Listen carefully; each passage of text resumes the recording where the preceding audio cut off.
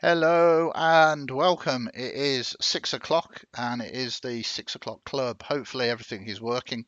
Hopefully the tech is. It looks like it. Kristian is moving. I can see that. He hasn't just frozen in place. Hi, I'm Andy from Twisted Narrative, and above me, he is above me, lording Strange. over me at the moment. Well, I think you're the next person to run a game live anyway. So yeah, I'm nervous about that. So hello, Kristian. Did you have a good day off yesterday?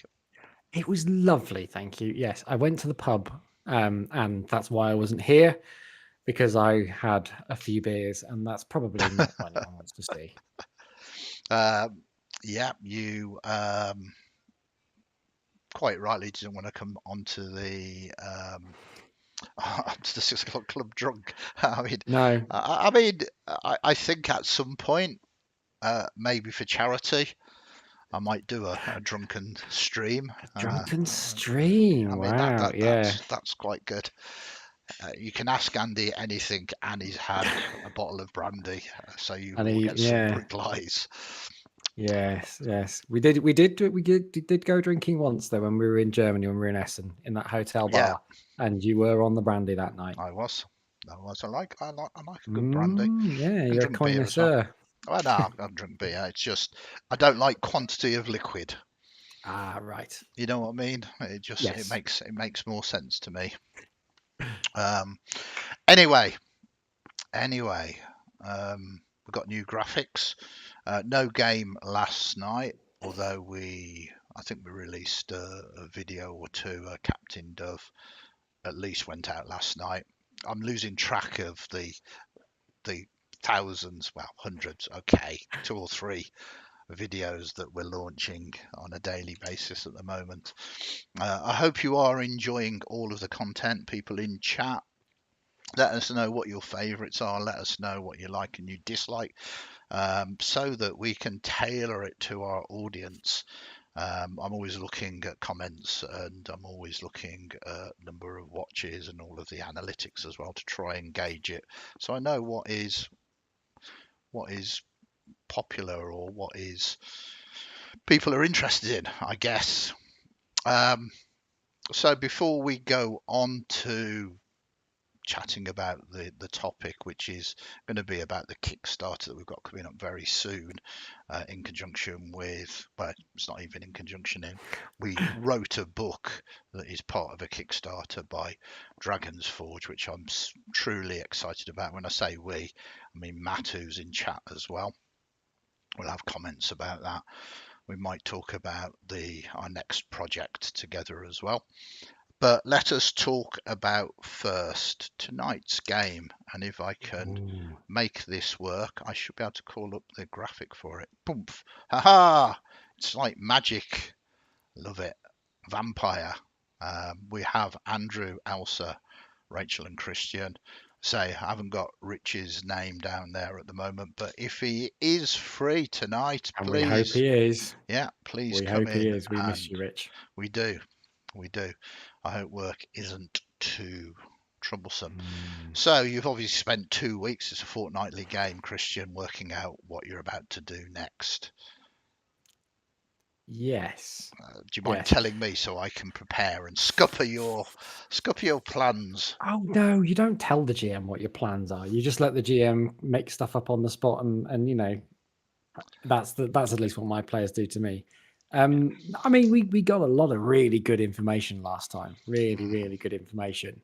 Um, and I believe we had a bit of a seduce off between Elsa's character and Francois. Yeah, And and not the two trying to seduce each other, but oh trying to. no, I'll let you tell the story. yeah, no, that well, we of course we were at a funeral, um, It's a vampire. nighttime, a nighttime funeral, an evening funeral, and we'd just decided to. We saw some people leaving, and they seemed to not be very into this situation that they were in, and we thought we could pump them for information. So Elsa's character Dip got the one of this married couple away in one area, and then my character and Andrew's character had this other person, and I turned on the ore, and Elsa's character is beautiful anyway. So yeah, it was a seduce off, where we tried to keep them apart, and so we could get information out of them individually. We may have ended a marriage, but it's just the things that happen. It's what happens in our vampire games. It's a lot of fun, and as I think Andrew had said previously, it sometimes borders on what we do in the shadows. But some it always stays in the serious frame because there's a very serious story. And I think I've actually started drawing it out. So because someone recommended doing a mirror board, which is an online whiteboard. So I started to draw out all the threads and everything after last week, and I've been trying to keep that up to date. Yeah. I've so far run out of digital ink. There's so many threads. It's good. Did you find that some of the things kind of circle back, things Oh that you yeah, didn't think that perhaps were connected yeah, that are? and it's Uh, annoying because I can't draw that very well. I it, can do lines, not circles. I mean, I love Vampire, Mm. Vampire the Masquerade. It is this game that there are agendas within genders, and just like you, the players. I mean, you working together as a great coterie, but there's the secrets that you are keeping from each other. And Oh I yes. mean, sorry, I didn't mean to say that out loud because obviously you didn't realise that. You didn't realise everybody's plotting against Francois, did you? No. Oh, I mean, even if Francois was aware that people were plotting against him, he would still be in complete denial about it because who would dare plot against the That's right. wonder that is Francois? He is a delight. Damn, I can't get that paranoia across to Well, the you. thing is, my favorite thing about the group and with Francois, because he's so pompous, Yeah. he is always being brought down a peg or two by the other Yeah. characters, and I love it. I absolutely love it. Because he does care about the coterie, and he does care about people in his own way. And actually, I was talking to Rachel about this earlier, and because we sort of went to Torpor back in whenever in the past, and we're out of Torpor now. We have an opportunity. A lot of our touchstones and a lot of the people that kept us grounded have gone. Hmm. And so I think certainly for my character, he started to see this kind of general manservant, really, George. He's like an adjutant. He's a driver. He's a former army man. He's everything. And this NPC George is actually probably becoming Francois's touchstone to the real world because he really truly cares about him. And he gave him a night off, but he thought he was doing him a big favor. But George just likes to work. But Francois, who can have the night off? And it didn't go amazingly well for George. He just didn't really do very much. But he's. I think the biggest perpetrator of taking Francois down a few notches is my wife, which I love. Yeah. So No, it's very good. But of course, I mean, a master manipulator would say, I am the fool, and they're taking me down, and it goes above my head, and it's really good because that is how you sense their weakness, finding out their secrets, and you're not a threat. no, I'm Francois is not a threat. of course you're not. That's what He's a not a threat threat would to say. anybody. That is what Yeah, a threat would say. he Uh, has no skills in fighting at all. well, exactly. That's how you have to um, get George to stake them while they're all asleep. I'm just mixing it all up because that is what vampires are about. Seriously, if you're not playing Vampire the Masquerade, it is well worth a look at. I, I genuinely think it's an ace game with great interpersonal sort of role play to it. I'm thoroughly enjoying the game that we are running and playing in at the moment. So that is our chat about what is going on tonight. We will no doubt chat about it tomorrow as well when we find out what happened, if anything, because sometimes in Vampire you can just talk and role Yep. play and enjoy the the fact that you are kindred, and there's nothing wrong Mm. with that. You don't have to always be bang bang sort of pushing the plot forward, doing things. So who knows what will happen tonight, but we Yeah. will find out for sure. I think Kyle's made a good point in the chat saying vampire sounds very interesting, though trying to learn about the world of darkness is overwhelming. And I would agree, which is why if you wanted to learn about the world of darkness, pick a world. Hmm. Because you don't, I mean, playing vampire, the worlds are kind of blinkered. That's not to mean the other worlds don't exist. It's just they are Yeah, kind of blinkered. And it's that well, yeah, there are mages and werewolves over the but you are the apex being. You're a vampire, just like in werewolf. It's like, well, there are vampires and whatever, but you're a werewolf. You're this apex being, and everyone thinks they're the best. yeah, And yeah, you don't need to know about the whole world of darkness. You can actually just learn about your little bit that you choose to be in. yeah. So I would recommend, if you were interested, Vampire is a great game. Just learn about Vampire. You don't need to know about anything else. And actually, there's enough in Vampire to keep you going for a long time. Absolutely. Um, 100% agree with Christian. There is the extended world of darkness, as Christian said, which has got other supernatural beings. They tend to focus on it. So there's mage, there's wraith, there's werewolf, Werewolf, there's hunters, there's changeling, um, accountants. and they all have different ways of interacting within this world, and you literally don't need to do that. And the best way to play vampire is start off small anyway. Vampires are rare. That there's it's not like hundreds of vampires in a city. There's a small in like a place like New York could possibly be 50 to 100 in total. They are very rare creatures, and it's quite easy to start as a fledgling, someone that has been newly sired, and you are put with another group of newly sired kindred, which means you don't need to know anything about the world because you've just been embraced. You have just been turned into a vampire, and you can literally learn the lore of the world as you play. It's a very great way of sort of approaching the game. The game system is not complicated. You've got attributes and you've got skills and you've got certain number of dice pools in each, and you combine them, so it will be strength and brawling, and you take the dice pool from one and dice pool from the other, put them together and you roll the dice. You're looking for a certain number of successes. There are much more mechanics to that, but easy enough to learn. It can look intimidating, but it's not, and it's great fun.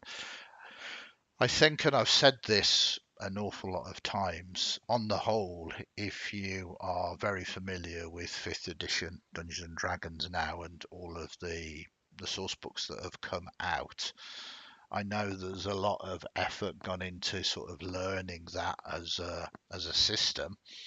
So some people might not just want to try and learn a different system, but if you can manage that system, most of the current systems are substantially easier to learn.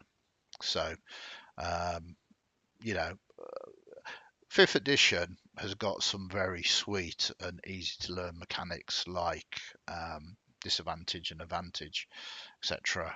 And that makes the game flow a lot easier. But there's still an awful lot to remember within the game. And like I say, if you can play that, I genuinely think you're not going to have any kind of No. difficulty system wise, mechanics wise, with any other system. I mean, there probably are many more complicated systems out there, but they're not Yes. the ones that I'm talking about. Yeah. So the only real way to find out is to try and give it a go, I guess. Kyle Yeah. also mentioned that he is enjoying watching me play Baldur's Gate 3.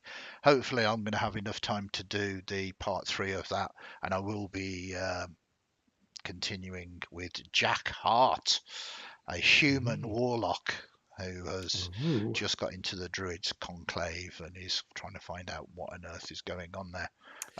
Ooh. I'm very much enjoying playing the game. It is a role playing game. It's the closest computer game that I've played that comes to the 5th edition experience. Okay. Yeah. So it's really good. Voice acting's Mm. really good. Story's really good. It's turn-based combat, which I'm too old to do first-person shooters. It confuses me. I'm kind of looking and then moving, and by the time I kind of find an enemy, I'm dead. So turn-based combat, very sweet for me. But yeah, I'm hopefully going to launch another video on Sunday night, another game over, where we continue that story, Kyle. So Yeah. keep an eye out for that. So, So Kickstarter. a needle pulling thread. That's what so is. Anybody that has seen The Sound of Music, and I've seen it Mm. so many times, it is unbelievable. I prefer The Great Escape. Better film. Same story. Better film. Well, uh, let me just say, my grandmother, bless her soul, lovely lady, she was obsessed by it. And as a Mm. child, anytime it was on the cinema, she used to take me. I didn't dislike it. I liked the cinema experience, but it's just there now. It's just there in Yeah. my head. Mm. But The Great Escape, also a very cool movie. And in the video I launched today, a Shadow Dark video, all about oozes, I mentioned the Blob as well. Yes. Yes. Which famous actor was in the Blob? Well, he's credited It was, differently in The Blob because yeah. he's credited in that as Stephen McQueen and Ah, not well, there we Steve go. McQueen. But that links us back to The Great Escape. See what I I did know. there? See what I did there? A little bit of movie trivia there for you as Yeah, well. that's right. So Good in a pub quiz. yeah, go watch Sound of Music if you like that. Um, Great Escape and The Blob. And I would perhaps say The Blob first, then The Great Escape, and then. But I do It's a like my weird B double movie horror. feature. Yeah, maybe sandwich The Blob and The Great Escape with the Don't Sound of sandwich the Music. blob. That's a terror. Um, anyway, Kickstarter. Kickstarter. Kickstarter. Kickstarter. Well, I kind of like the 6 o'clock club to be irrelevant and Are you calling me irrelevant?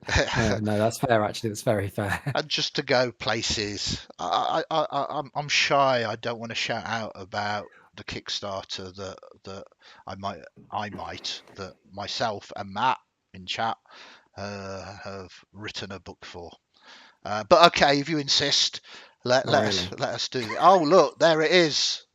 Kickstarter launches 25th of March 2023. That's this Saturday. The Riddle of Mm. Rotwood Bog.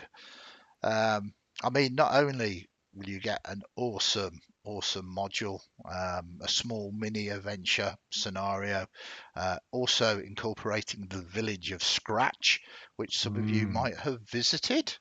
Um, those of you who have played in some of my games, but also look at the miniatures. I mean, genuinely, look at the miniatures. Um, there are various packages when the Kickstarter launches. Um, it's very exciting, and it was both challenging, I think, and very exciting to have to. We were commissioned to write a scenario to feature these miniatures, so it limits what you can do. Like when you're designing, it's like, oh wow, we've got a crazy idea. How about we? Oh yeah, well there's no Yeah. miniatures for that, so we Yeah. can't. Um, but it also allows us to be focused upon it as well. So um, very excited for it to launch. If anybody's in chat, anybody wants to ask any questions about it, I know Matt is in chat at the moment as well. Maybe you, Kristian, you have been lucky enough. I say lucky enough, but that is for you to decide. But you were instrumental in playtesting it. I know. I felt honoured to have playtested it already. But I mean, it was a lot of fun. It was a lot of fun, and there was a lot of interesting stuff in there. And yeah, I'm looking forward to maybe playing it again in the future. I'm definitely looking forward to backing it. Yeah. And getting all these miniatures and hopefully painting them. But as I said before, I do know me and I do know painting, and I'll have every intention of painting them, and I'll get the paints out. And the trouble is, for me to be really in a mood to paint something, I've got to be well caffeinated. Yeah. And that makes my handshake even more. So I generally don't bother. And yeah, no, I'll look at them and look at other people's paints of them, and it'd be nice to see what other people do with them. I'm really looking forward to see Yeah. the gorgeous, they look amazing. I mean, so yeah, it'd be good to see them. Dragon's Forge do some amazing sculpts. They've got a huge amount of experience, and not only that, but that they've got the vision to do something that is familiar but different, if you know what I mean. Yeah, You kind of look at these, and there is dynamic poses in them. And that isn't by chance. That has been, a very careful process of thought to kind of design them to be this way. It's very much not a case of, oh, let us just produce some Dragonborn. It's, we want the Dragonborn. We want them to look cool. We want them to look like Dragonborn, but have yeah. poses that are different to other things that have been released. And of course, these are not Dragonborn. These are Dracora Kai. I think that might be for copyright reasons. But I mean, they are easily used as Dragonborn if you play a certain Dungeons and Dragons and Yeah, you they're want some. Dragonkin. Yeah, Absolutely. yeah. I mean, and in many ways, they deliberated for a long time about wings because traditionally, and I'm probably going to be corrected here, Dragonborn don't have wings. No, they don't, because they are descended of dragon. I mean, it's a fantasy setting. You can have what you like. No, absolutely. And to be honest, I mean, let's face it, it's cool to have winged miniatures. So yes, so we went for it anyway. And right at the bottom there, actually, if you look at you're looking at the thing, aren't you? I am. Picture. Yeah, I'm looking right now. Yeah. If you look where the dragon is and look down and down, there's a Dragonborn with a big kind of morning star, and just beneath him is one of the characters, the pre-gen characters, nice. And he's got horns. He's a horny tiefling. Can you imagine who that might have been?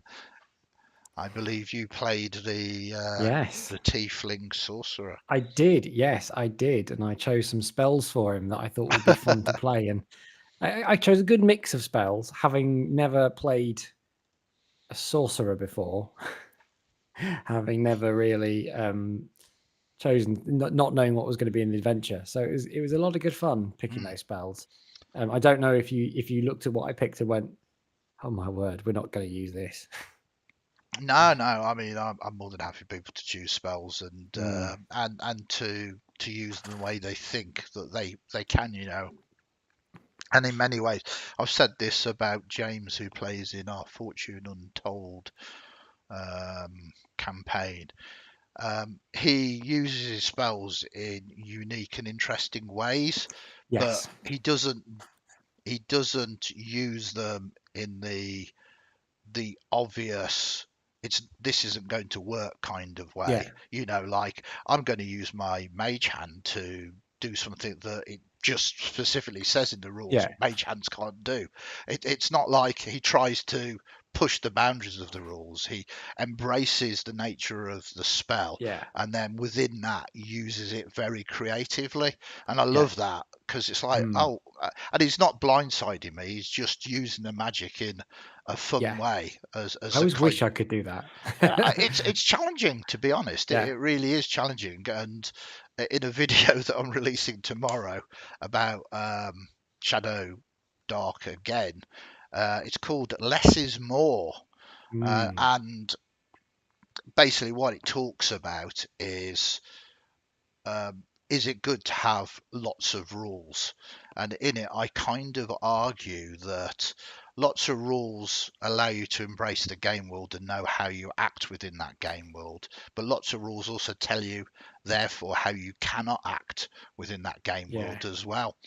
Um, and of course, there is the rule of cool, and there's rules that you can make it anything at your table.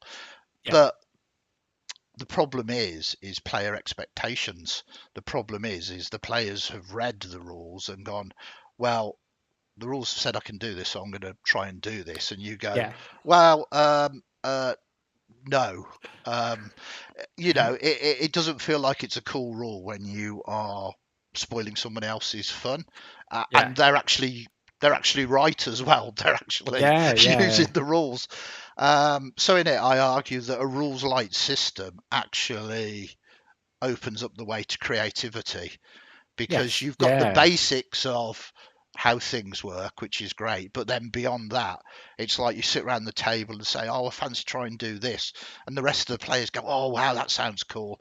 GM goes, "Well, yeah, I mean that sounds cool," and you just do it.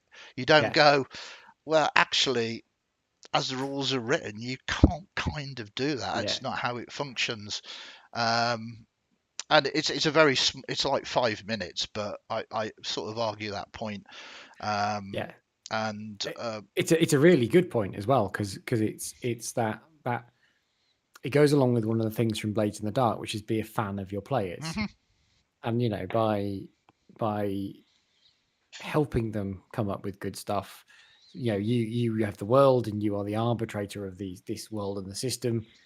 You can help them come up with amazing things, or help things happen that might not be able to happen in a very strict rule system. yeah, And if you think that this is too OP, well, then you don't have to say no, but you can borrow from other systems, like uh, I've seen you do before, where you say, okay, you can do this, yeah, but I'm going to give you a devil's bargain. yeah, I'm going to give you something. You can have this happen, but something bad's going to happen back to you. absolutely. And I think I've always believed in that. And Mm. I think in more recent times, I'm beginning to start getting stifled by the amount of rules that you therefore need to Yeah, sort of comply to. And you don't have to, but again, narrative agency players, and players are actually right, in terms of, well, it says here in the book, this is how it works. And that absolutely is fair play. I mean, it mm. reminds me, and I've tried to cast my mind back to when I was very young and I was playing sort of back in the late 70s, early 80s. And there is a degree of rose tinted glasses to this, Mm. obviously. Yeah, But the rules that we had then, I think mechanically were terrible. Don't get me wrong. I really enjoyed it, but I mean the reason why there's an evolution of gaming, and we have got the sweet mechanic of advantage, disadvantage, and all of these things now, is because the games evolved to be better games. yeah, But one of the things that we never had, because we sat round a table and we went down dungeons, and it was very much, there's no rule for this. Cool. What are we going to do? Oh, I really fancy doing this, and everybody going, wow. And even if you didn't know the rules or you wasn't sure, you would just go, well, I'll tell you what, roll a d6, or I tell you what, it's really difficult, but roll a d20, and if you yeah, if you get if you get a 20, you've done it, sort of thing. And there was that excitement. It didn't stop you trying to do it. It didn't stop you making a yeah, roll. and everybody was like all there watching the dice roll, ready for what was going to happen next. And that for me was a very fun part of it. There was no skills back then. There was no. You used to go down. You used to have things like, I've got a percentage to bend bars. It's like, Huh. Yeah. okay, Yeah. Right. and that was based off your strength. This is In case you want to start a circus down there oh or no, something. I mean, obviously all dungeons had bars that you had to bend one way or another because, um, you know, because you would get trapped, portcullises would come down, and Oh, right. I it was see. dangerous Yeah. times back then in the early 80s. None of this role playing. None of this, no, none of this. Oh, What things does your character happened. feel? I No. mean, sometimes if you were unlucky, the portcullis came down as you was walking through it and it impaled you, and you were stuck there. Um, no, fun times. Are you sure? Yeah. I love it. I love it. I mean, as we said the other day, there is a big drive towards these old, this old school revival, this old mhm, school kind of way of having these games where they're a lot more dungeon crawly, mm, or they've got some of the elements of the hardness of yeah. kind of Oh, I the mean, old world. I still like narrative agency for players. I still Mm, like role playing. That's why I love our vampire game, because it yeah, is role play, and I think everything in moderation. But I do think that we're getting to a point where rules can start get in the way of yes, doing yeah, things. If you're playing, and I'm going to use fifth edition because I know it really well, and this is not a knock at fifth edition at all. But if you are playing like an artificer and you kind of, I really like this class. There's no other system that I can play this class in. Well, if you're playing a system that is very rules light, you can go to your gem and go, I really want to play an artificer. And what you can do with a rules light system is go, I want to be like Iron Man, or I want to yeah, be yeah, like Herbert West, or I want to be like, Bruce Banner. I want to be doing this. And it's because, you could, in a rules heavy system, you can go, well, there's nothing in here that's really appropriate. yeah, Um, or in a rules light system, you go, wow, that's an awesome idea. How about if we take this and do this? And it doesn't break the setting or the game world, but you can cherry pick the things to make that happen. yeah, Um, and I think we are in a great time. I think there's a lot of influence out there in terms of fantastic product coming out from all publishers. I think we've got a yeah, great amount of TV shows and movies. So there's an awful lot, comic books, novels. There's an awful lot to be able to be influenced by and to sort of pick all of these yeah. ideas to then throw into a rules light system and make it work. Mm. Well, I mean, the D&D movie, thinking about films, Yeah, the D&D movie seems to be doing all right for itself in sort of reviewing and I things. am incredibly excited, but I'm Yeah. also incredibly anxious. I genuinely think it's going to be fun. I think it's going to Mm. be good. Um, you know, I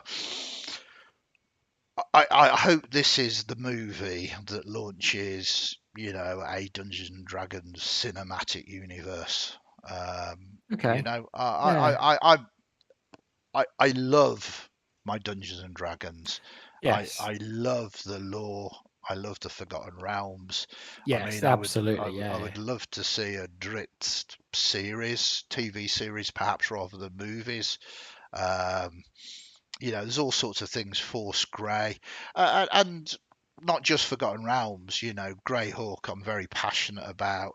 Um, Dark Sun is has its Mm. has its social problems. Now, I don't Yes. have a problem with Dark Sun myself, but I know that sort of Wizards of the Coast might feel like they're treading on eggshells with it. Um, um, but then there's Dragonlance. Dragonlance, the original novels. I mean, all the novels are good, but the original ones have got a special place in my heart, and I think Hmm. those are very translatable into a TV series. Yeah, it's just it's. I guess it's just getting behind it because there's been a lot of these big budget Yeah, yeah. fantasy TV series, and some of them are a bit pants. Like Oh, the Wheel of Time. I love the books. you're going to The offend TV quite a few people here, I'm afraid. no, I But really I enjoyed the agree with books. you. But I didn't enjoy the TV series. There were some changes made that made me just say, "This isn't for me." Yeah, But the thing is, they put a lot of effort into it, and yeah, it's the Netflix problem. You got maybe 1, 2 series, and then suddenly it's cancelled. yeah, So there's no, I mean, the nihilistic view, there's no point getting into anything to be yeah, honest, yeah. 'cause it's just all going to get cancelled. But they do these big, these big budget fancy TV series. I think they're going to start grinding to a stop. But I mean, I would love. I mean, not thinking about D&D, thinking about what other games would you like to see expanded media of? So D&D we've done. There was that awful Yeah. cartoon from the 80s. It was bad. There was that. I liked the 80s cartoon. Nothing happened I know, ever. but it Nothing ever happened in that was cartoon. Venger. There was good. There was the Dungeon Nope, Master. nope, nope, nope. So that happened, and all this other D&D media that's come along over the years. But what would you pick if you could pick one other game, one other RPG Well, I to mean, get a new, like a film or TV series? No, not games, because they I'm not already have them. entirely sure it would have to be handled in a very certain way, but I mean Cthulhu, and I don't mean Cthulhu. Yes. I don't mean. But The Thing is one of my all-time favorite movies, and The Thing Okay. is very much as close as you can get to that kind of feel. Lovecraftian. Yeah. And I don't mean the monster. What I actually mean is, and spoilers for anybody who hasn't watched it, but quite frankly, if you haven't watched The Thing by now, you deserve to know this. It's from the 80s. It's a John Carpenter film. Yeah. It's awesome. Statute Um, of limitations has gone. um, the thing that I like about it, and I liked it when I first saw it in the 80s, is the end. And I don't mean that, oh Mm, my God, it has ended. I mean, the end has got that very, oh my God, has has it won? yeah. And that's Lovecraft's work. Yeah. The good guys don't necessarily win, and it's a difficult thing because we are in I suppose, a popcorn society now. People go Mm, to movies, and I think people want the protagonists to win. Um, yeah. but uh, I would like to see some good Cthulhu-esque horror. Mm. Um, Okay. Yeah. and don't get me wrong, you asked me to do one. I mean, obviously, Blades in the Dark would be another one. I love my heist movies. I Yeah. really Yeah. do love my heist movies. If they could do a gothic steampunk supernatural heist type game, a movie, TV series, I mean, that would be awesome. Mm. It's got the gothic sort of darkness sort of setting. It's got all the steampunky type stuff, a little bit of supernatural phone in, and most Yeah. of all, it's about grubby criminal elements. Yes. Trying to survive on the streets. But I think it would have to have that kind of feel again. I would feel shortchanged if it was a little bit glossy and a little bit kind Yeah. of slick and refined. It would have to be a lot of rain and kind of like Oh, you'd have that sepia filter on, yeah, and yeah, yeah, everything would look a bit grim. yeah. Yeah. But again, I would easily watch something like that. Mm. Ocean's 11, both the original and the remake, I loved. Well, I mean, um you could do that with Shadowrun as well. I mean, yeah, I'd yeah. like to see Shadowrun brought to life. But recently been again, well, it's already a role playing game, but I've been starting Cyberpunk 2077 again. Hmm. And I love walking around the world of Night City. I haven't played the role playing game.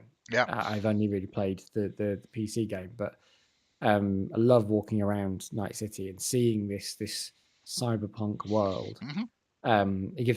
It does give me really good ideas for descriptions and locations and things for my Shadowrun game that I Yeah, run every Thursday night.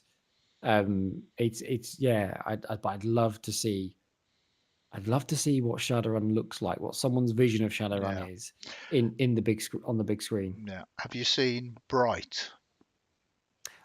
I haven't, no, but I I don't think it's really called watch Bright films. anyway. Is that I, the Will Smith one? yeah, Will Smith, and I think I don't know whether there was any legalese in there, but it came very close to being like a Shadowrun Okay. movie. Yeah, There okay. were emerged um, ancestries coming through, Hmm. and it wasn't Shadowrun. They didn't use any of the Shadowrun No, branding, no. and it was sort of modern day, near future, but not futuristic. Yeah. Um, and it just didn't catch me. I mean, it was okay, Yeah. but again, having played Shadowrun and in my imagination, it didn't grab me as. But No, I no, mean, I'm telling you that I no. didn't particularly like it. I'm telling you to go watch it, so you can make up Yeah, your own I mind. really hated this film. Yeah. Go and spend a couple of hours of your life watching Oh, the thing I didn't like. I've No, got I've got this. a film to recommend you then. Go and watch AI, Artificial Intelligence. I Yeah. despise that film, and you can Cheers. like, This is what we'll do now. Recommend really, really. recommend films we don't Yeah. like. Yeah, yeah. Although Um, that's quite a long list for me, so there we go. but yeah, I mean, you told me one, so I Mm, think I mean I love the thing. yeah, I still think it stands up to today's market. Um, um, I mean, ironically, I suppose I could have chosen Alien because Alien is now a role play game. I yeah. would You could like have them chosen to. Star Wars as well, Yeah, absolutely. But it's but that's a interesting. subject we're not going down. We're not Uh, arguing about Star Wars. no, I mean, Star Wars is what it is. I've got massively fond memories of A New Hope Mm, coming out, and it's influenced me substantially. But that said, I did prefer Empire Strikes Back, and again for the very same reasons why I like The Thing. mm. And I think I've Darth always Vader. uh, the heroes don't always win, No, no, um, no. and it's kind of strange because you know that isn't a more mature attitude that I've developed as I've grown Mm. older. This was like as a kid as well. But I Are you think saying you've never matured? Because I think we all know that. yeah. I mean, yes. Um, but I used to watch again. I'll mention my nan again.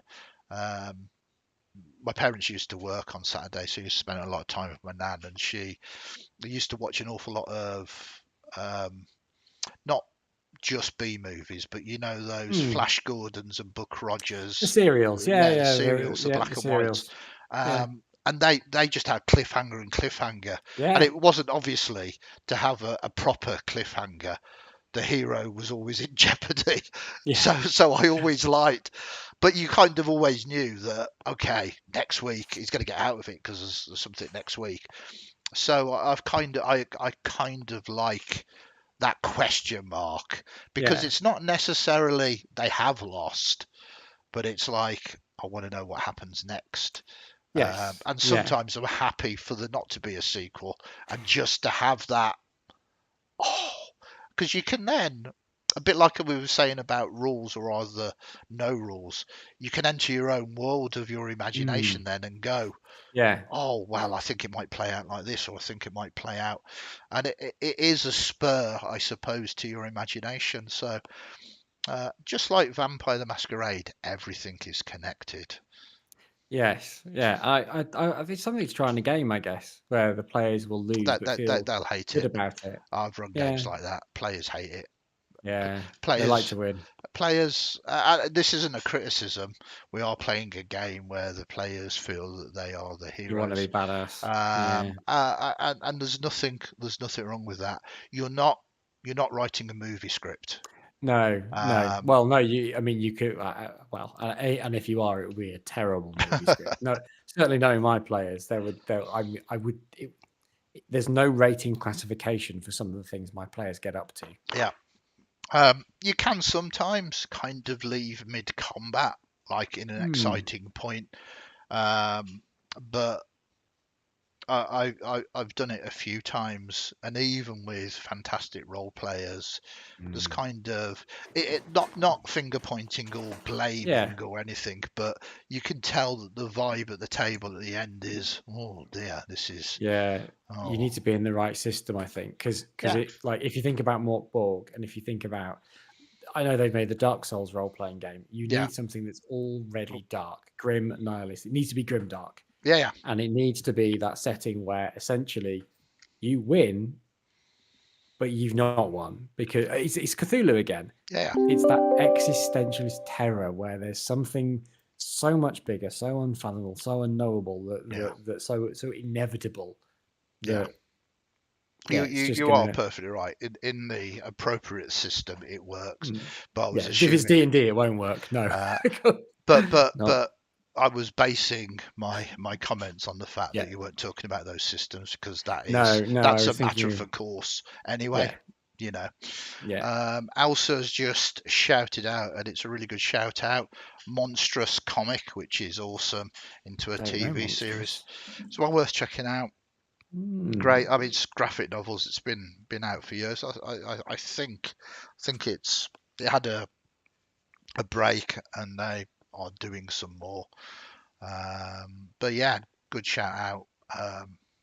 There's a whole load of, as I say, media and pop culture that we can mm, easily draw upon. Well, indeed. we should have really talked about the Kickstarter, really, but we digressed into all sorts of club chat. Um, as I say, the Kickstarter does launch on the 25th of March, which is this Saturday. Both Matt and I have worked incredibly hard to try and make this scenario really good. And I think, considering everything we had to bear in mind, we've done a tremendous job. I'm so proud of it. And just looking at the cover there, it just makes me so proud and happy that something You're is going to be being in print. published. Yeah, Yeah, you're no, going to be. I You'll mean be printed media. yeah, it's a joy to behold. Mm, If you are interested, I will be putting the Kickstarter link in the comments below. Please go and check it out if you think it's something that you would like. As always, we are in a cost of living crisis, and I don't want anybody to pledge if they're not able to. Don't stretch yourselves by any means. Please don't do that. But if it's something that you think you're going to like the look of something that you think that you're going to enjoy and you can afford it, go for it. Please do. Um, a final sort of bit of announcement about it. We are going to be doing an actual play of it. It's not going to be live, it will be a pre record. We're going to have Kristian here, Rachel, Matt, and Kyle taking part in that. Um, should be a week today, actually. The 28th is when we're going to yes, record it, and indeed. provided all of the tech gods are on our side, should be going live on YouTube the day after the 29th. So please keep an eye out of that, as you'll get a snapshot into the riddle of Rotwood Bog as well. Um, in the meantime, I think that's all I've got to say upon it.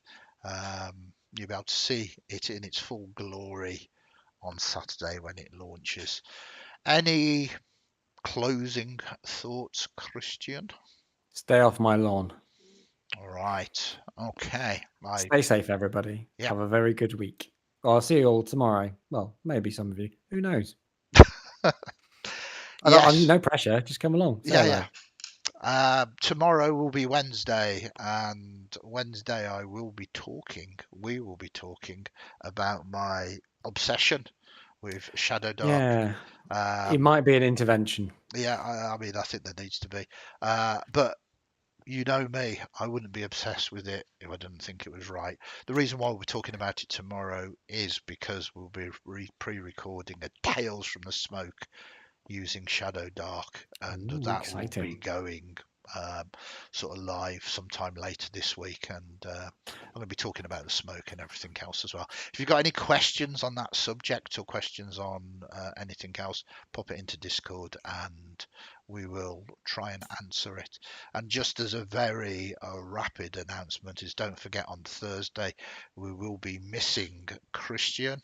But what we will have is Gary Powell from Exciting. this new company he's formed called Lead Belt Arena Gaming, which is a venue that is opening on the 1st of April in Nottingham.